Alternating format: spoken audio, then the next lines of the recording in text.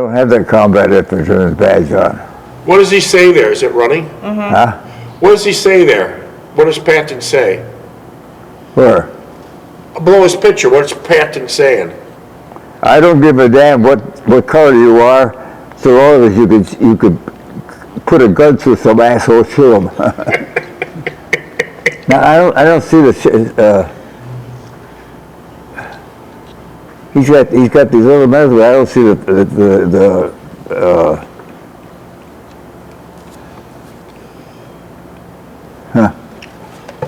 Okay. We're just talking about Patton. It's July 22nd, 2024, and we're reading John Jeckovich's book, Their Mother's Son, and we're just going over Patton. General Patton ran into Mr. John Jeckovich at the Battle of Bulge when he was up there in a barn trying to get warm, and Patton came in and said, "Get the hell out of here and get in the field." Yeah. Just tell us what Patton exactly said. Well, when he's sleeping in the barn, Yeah. he said, "Get your ass up and get the hell out and go to the next checkpoint. Out now in the driving rain." Yeah. He said, "We'll put you out quick behind you." And then we had some other history on Patton. There's a lot of history, but he's talking to all the black soldiers during World War II, and he said this directly to them. He goes, "I don't give a damn what color you are, so as long as you get out of there and kill those son of a bitches in these green suits." And that's what he said. Yeah. And then Patton also, he looks much older. He was only in his 50s, but he looks much older. He was always in trouble because of his mouth. And he did get the job done, though. Wouldn't you agree, Mr. Jeckovich? What? He did get the job done. Yeah. Did get the job done.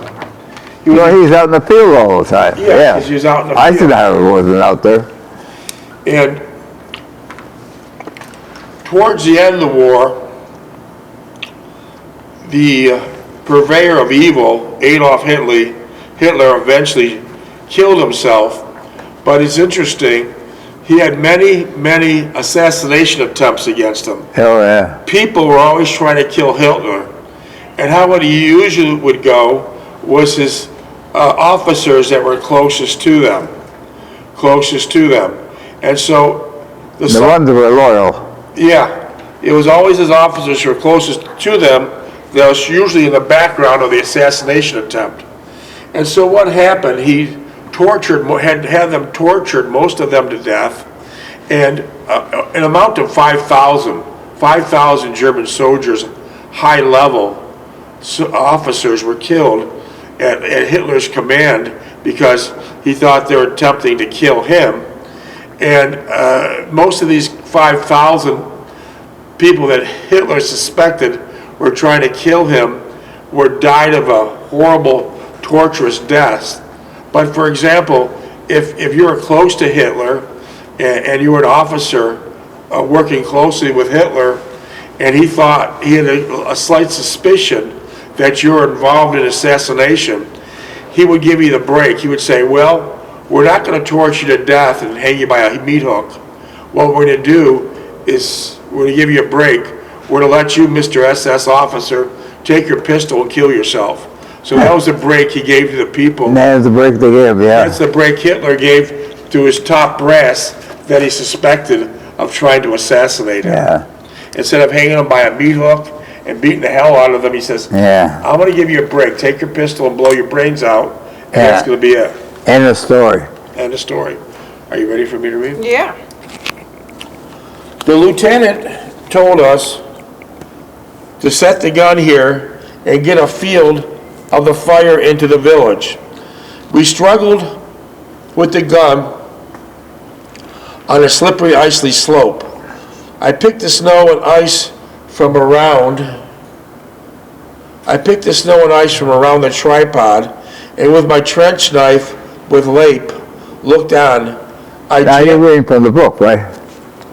This book, the big one. Yeah. Yeah. I lape snapped the receiver on. We loaded a belt in the chamber, set the elevation of the receiver, and scanned the field of fire to our direct front. I looked around for Lester and Huber. They were trying to dig into the frozen ground, but eventually gave up and began looking for some other means of protection. There were other military and infantry men around, mostly from the armored company. They too were having a difficult time seeking cover in the frozen ground. Also, a 57 millimeter gun and a 75 millimeter assault gun were placed in our immediate vicinity. This was no place to be when everything opened up, I surmised as I looked about at all the firepower concentrated in one small area. Do you remember that concentration of firepower? They were bottled up. Suddenly a chain of tanks, armored cars, and half-tracks filled with the infantry passed us. They were on the road and the field everywhere, all heading down towards the village. In the lead were 9 40-ton Shermans as they came to the outskirts of the village. 105s and 155s were buzzing overhead as support fire. The 9 tanks headed straight for the village, their stub-nosed 75s blazing away. Friendly fire dug out the streets as several tanks broke through. A half-track was hit and was on fire. The infantry and the other half-tracks jumped off and headed straight for the village. We moved our gun forward to the outskirts of the village without firing a shot. A German poked his head out of the foxhole and Lester shot him in the neck. This alerted us to the reality that the Germans are dug in all around us. We swung the gun around away from the village and checked for friendly troops advancing and gave several short bursts to the area. German infantry started to come out of their holes. When they were out and running, we gave them burst or two. Several fell and others tried to make it into the woods. We raked them down as they made a dash for it. We swung the gun around in the opposite direction and caught a handful making a run for the woods. We stopped most of them from several jumped back into their holes. Lester and Huber crawled to the holes the Germans had gotten into and tossed a grenade into each. They did this until they ran out of grenades. Then Huber did a foolish thing. He stood up and started firing into the holes still occupied with Germans. He got several more until he turned his back on one of the holes and the German shot him in the back. Lester saw him get hit and shot the German dead in his tracks right between his eyes. By this time we were scanning the area to both of our flanks. I motioned to Lester to get one of Huber's dog tags, retrieve his ammo, and destroy his carbine. That's an M1 carbine, right? Yeah. M1 carbine? M1 is a rifle. M1 rifle, yeah. Lape was lying flat on the ground, and I shouted angrily at him to keep a sharp lookout to the front. The tanks and tank destroyers were over halfway through the village, along with the infantry. We could hear the sound of the battle as it routed the enemy. We moved up cautiously, checking the low terrain for possible Germans lurking in foxholes. I left Lester to cover the rear. As Lape and I moved the gun up, it would be too early to enter the village, as we could not maneuver the gun in such close quarters. Was there also snipers in the trees? Oh, yeah. There was lots of snipers too? That's the one sniper who got me out on the second floor. Did the Americans have a lot of snipers? Oh, yeah. What was it, What was the special training to become a sniper? Special training for what? To become a sniper? To become a sniper? That'd be a good shot. Yeah. And did most of the snipers get killed during the war? Pardon? Did most of the snipers get killed during the war? Yeah. Most of them didn't make it, did they? Well, they were zeroed in. They killed them. The Germans.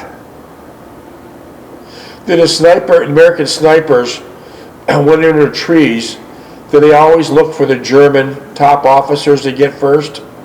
They were told to? Well, when American snipers in a tree, was their target a German officer? No. It was about any German they could get. Just anybody you got, yeah. Germans were lurking more in the foxholes. If I left Lester to cover the area as Leip and I moved the gun up, it would be too early to enter the village as we could not maneuver the gun in such close quarters. Our main objective now was to catch the stragglers as they tried to escape the tankers in the village. Sure enough, here came a dozen or more panzer tankers, minus the tanks. I fired a burst over their head, thinking that they might surrender, but they decided to shoot it out. I dropped the receiver several clicks and opened fire, traversing about 17 degrees in each direction. They began to scatter, but most of them were caught in a line of fire. From the other direction to our immediate right, dozens more Germans came out of the village with their hands thrust up over their heads, shouting, "Kamerad," and waving white cloths of sort of a gesture to surrender. This presented a major problem. We're in no position to accept prisoners. This presented a major problem. We're in no position to accept prisoners, nor did we have the manpower to guard them. So what do you do? Prisoners? German prisoners? Yeah, you're in the middle of a battle. Germans are giving up, waving the white flag. Minutes? 16. Well, the prisoners? Yeah. Well, you assign a detachment to take care of the prisoners. Tie them to a tree or something. But didn't you need all the manpower yourself just to fight the war? Yeah. You had no time to babysit prisoners. No, prisoners weren't an asset at all. Yeah, you had to get rid of the prisoners real fast because then you got to drag them along, feed them, and everything else. And then they didn't do it; they shot them. Americans shot them to get rid of them. Wow.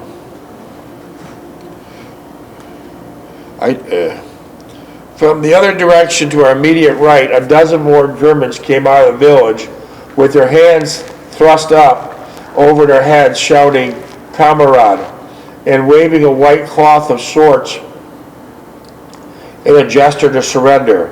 This presented a major problem.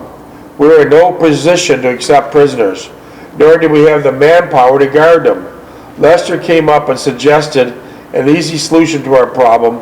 I only looked at him discerningly, but said nothing as the prisoners lined up before us. I finally had Lester escort them to the rear until we found someone to take them off of our hands. "And no funny stuff," I admonished him. "We'll wait for you here." We checked the prisoners for weapons and lined them up in single file. Lester walked them back to the rear. The firing had subsided in the village, and we presumed that the tankers had taken control of the situation.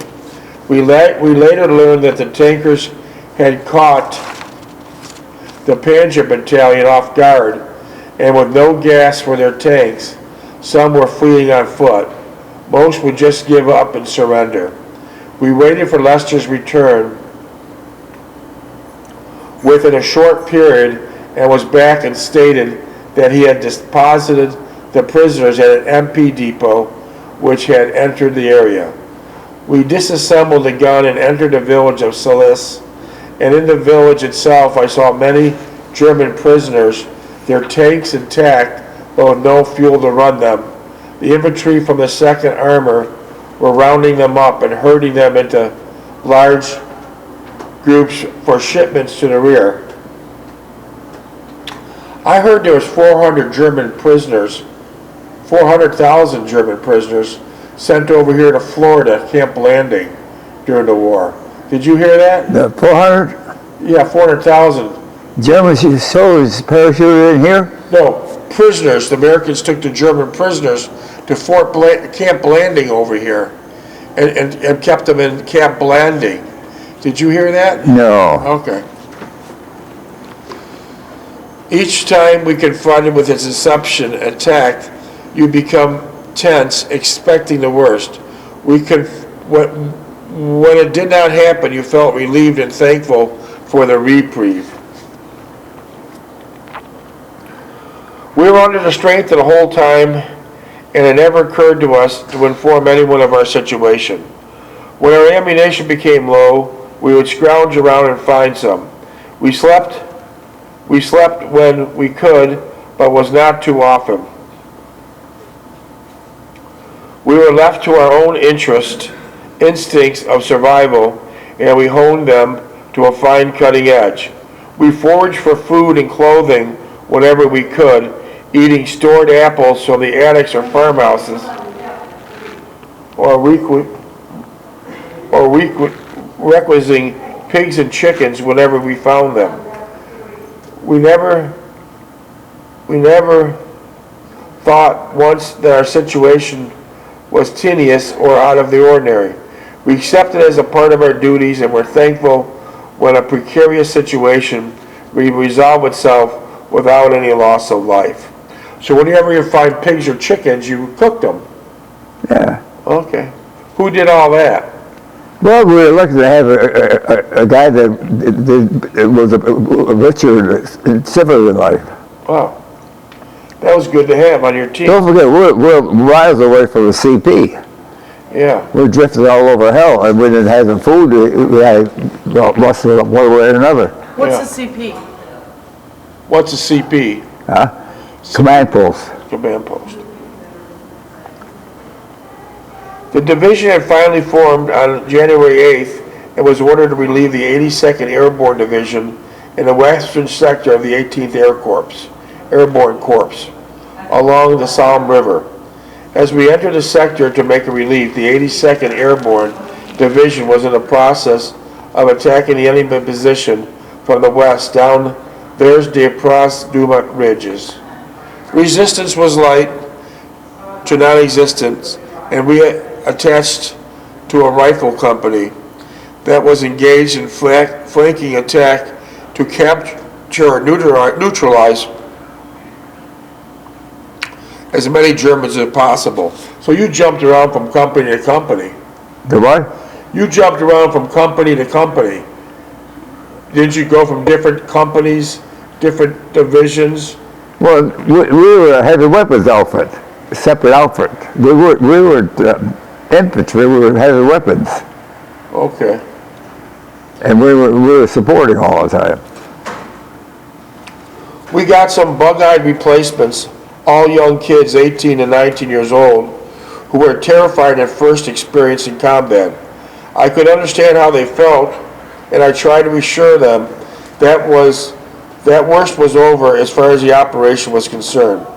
They did not seem convinced, and the strangeness and the unrealistic tone of their surroundings were completely alien to anything that they had learned in basic training. So what you learned in basic training wasn't nowhere near this, what the reality was.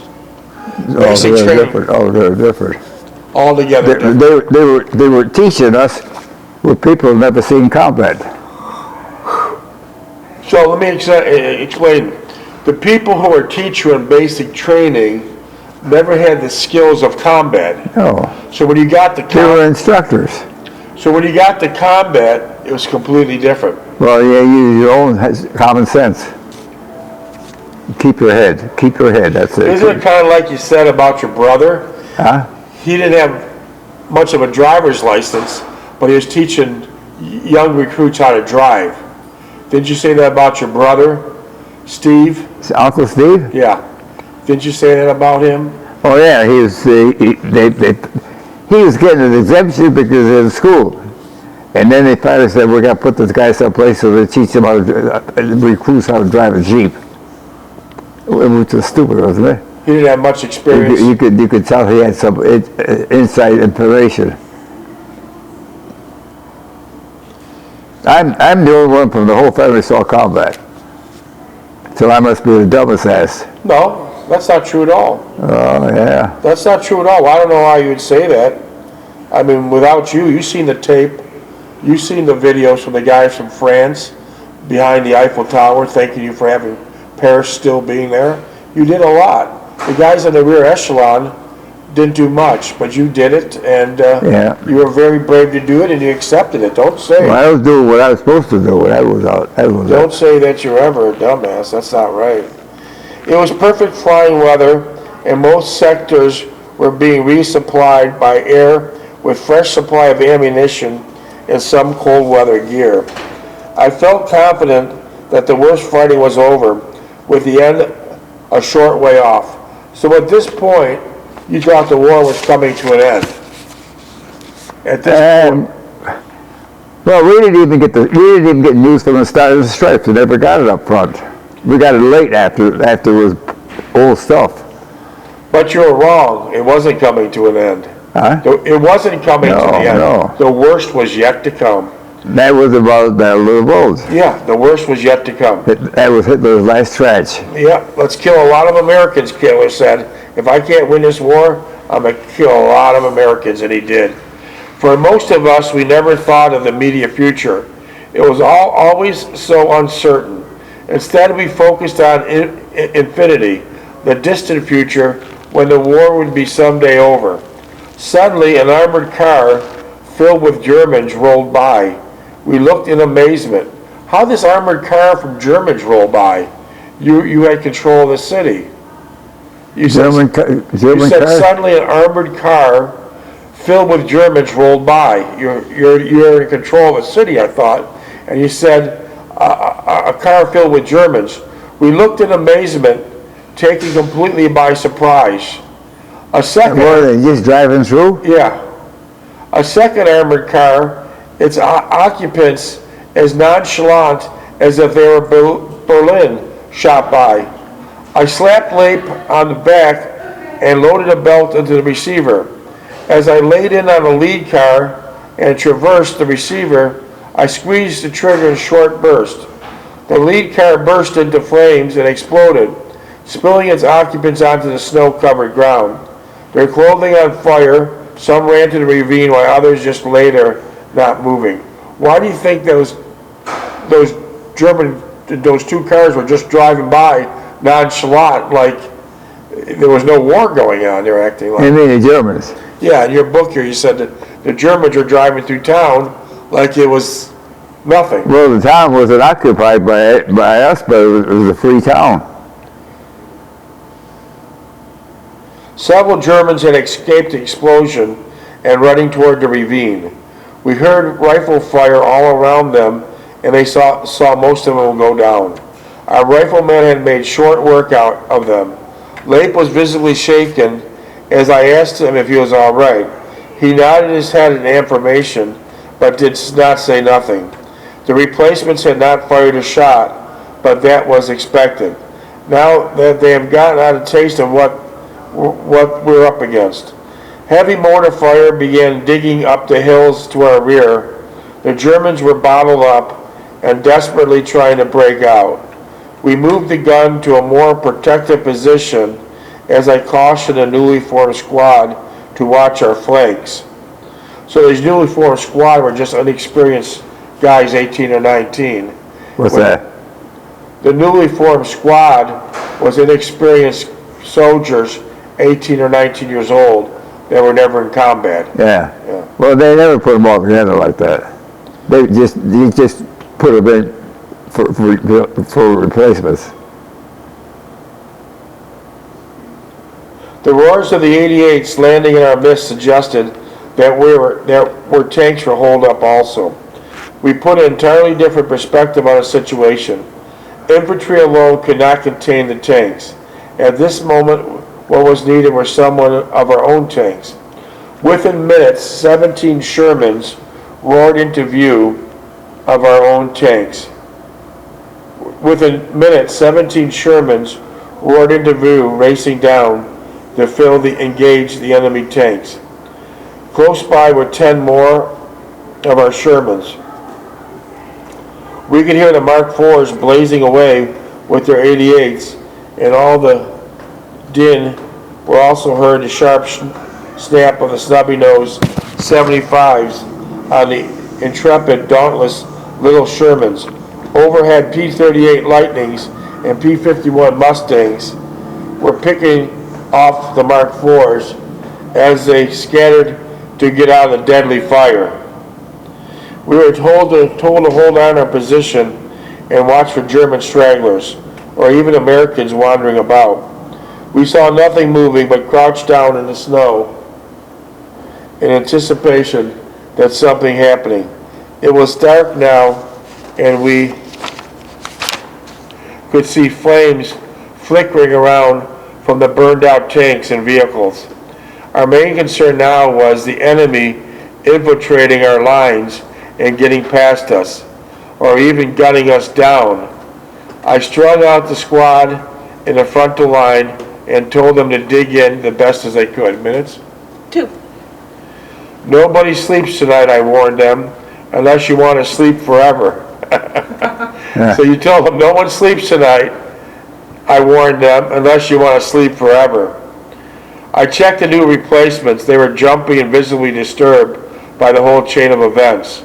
I got Lester to stay with them to bolster their security and confidence, while showing them how to dig a slit trench in the frozen ground, an impossible task. Lape was on the gun while I went out to check our flanks, walking about 100 yards to the right. I came upon a platoon of riflemen dug in with the BARs and light machine guns. What's a BAR? What's a BAR? BAR, Yeah. it's a basic automatic rifle. Okay. With a BAR and light machine guns, along with good supply of bazookas. I told them our position, and they acknowledged that they knew we were there. They had seen the firing we have done on the German command cars. I walked back to the gun. I looked around. I told Lape I was going to check out the other flank. After walking 50 yards or so, I came upon an anti-tank platoon dug in their own 57s and 75 millimeter assault guns. I told them that we're glad that they're around us, and I believe there's some German tanks in the vicinity. Minutes? 30 seconds. They said they heard them also, and they're ready for them. As I got back to the gun and settled down to another restless and anxious long night.